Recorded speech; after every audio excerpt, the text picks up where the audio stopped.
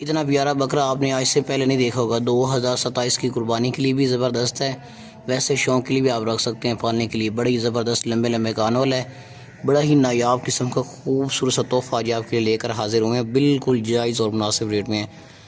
इतना प्यारा दुम वाला और इतना लंबे लंबे कान वाला इतना ज़बरदस्त बकरा आपने आज से पहले नहीं देखा होगा। रेट की बात अगर की जाए तो इंतहाई मुनासिब और बिल्कुल जायज़ रेट लिखा हुआ है।